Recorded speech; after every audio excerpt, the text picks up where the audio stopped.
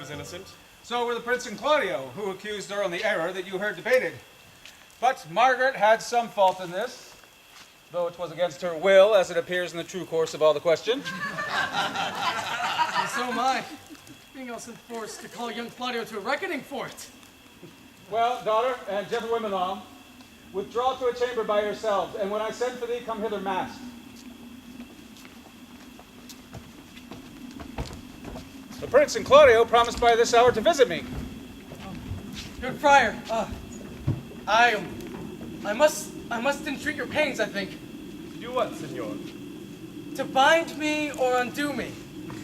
One of them. Good senor. Truth it is, good senor. I must ask, your daughter, do give me with an eye of love. I, my daughter, lent her, 'tis most true. And I do with an eye of love equally requite her.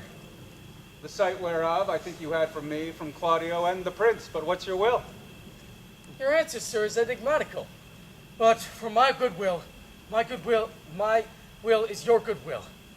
And I hope to this day that we may be conjoined in honorable marriage, in which, good friar, I shall desire your help. My heart is with your liking. And my help. Here comes the Prince and Claudio. Good morrow to this fair assembly. Good morrow, Prince. Good morrow, Claudio. We here attend you. Are you yet determined to marry my brother's daughter today? I will hold my mind where she gets mine eye. Call them forth. The friar here is ready. What dost thou, Benedict? Wherefore are you such a February face, so full of frost, so full of cloudiness, so full of storminess? I think he thinks upon the savage bull. Tush, fear not, man. We'll tip thy horns with gold, and all Europa shall rejoice at thee, as once Europa did at lusty Jove when he played the noble beast in love. Bold Jove, sir, had an amiable low.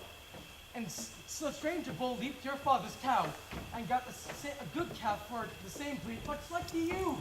For you have just as... For this I owe you. Here comes other reckonings.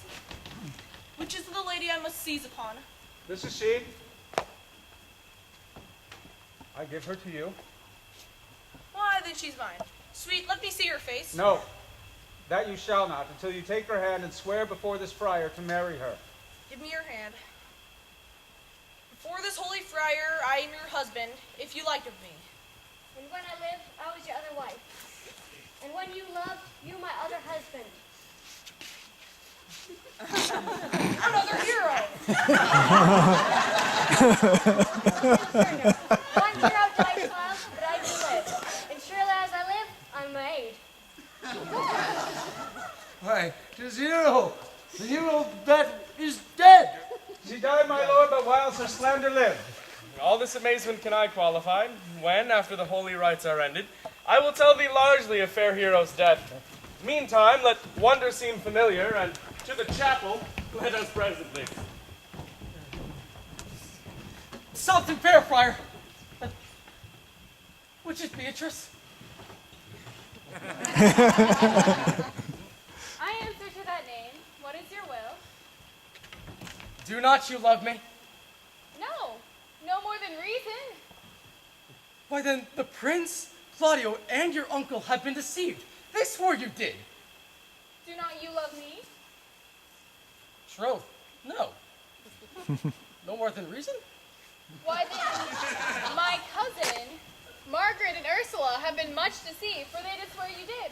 They swore you were almost sick for me. They swore you were well nigh dead for me. 'Tis no such matter. Then, you do not love me? No, truly not, but in friendly recompense. Come, cousin, I am sure you love the gentleman. And I'll be sworn upon it that he loves her. For here is a paper, written in his hand, a halting sonnet of his own pure brain, fashioned to Beatrice. And here's another, written in my cousin's hand, fashioned onto Benedict.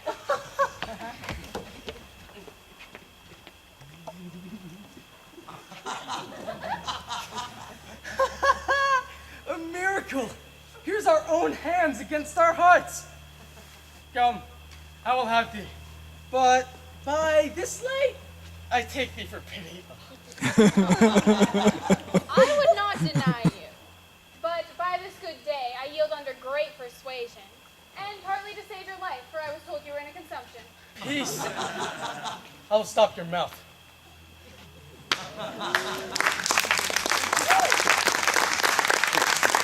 How dost thou, Benedict, the married man? I'll tell thee what, Prince. A college of witcrackers cannot flout me against my humor.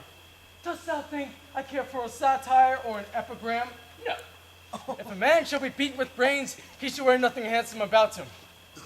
In brief, since I do propose to marry, I will think nothing to the purpose that the world can say against it. And therefore, never flatter me for what I've said against it. For man is a giddy thing. And here's my conclusion. For thy part, Claudio, I did think to have beaten thee. But since thou art now to be my kinsman, live unbruised and love my cousin. I had well hoped thou wouldst have denied Beatrice, that I might have cudgeled thee out of thy single life, which thou wilt be a double dealer if my cousin do not look exceedingly wise to you. Oh, come, we are friends. Let us have a dance ere we are married. We might lighten our own hearts and our wives' heels. We'll have dancing afterward. First of my word. Therefore play music. Oh, Prince. Oh, thou art sad. Get thee a wife. Get thee a wife. There's no greater staff than one tipped with horn. My lord! Your brother John has taken his flight and brought with armament back to Messina. Think not on him till tomorrow. I'll devise thee brave punishments for him. Strike up, pipers!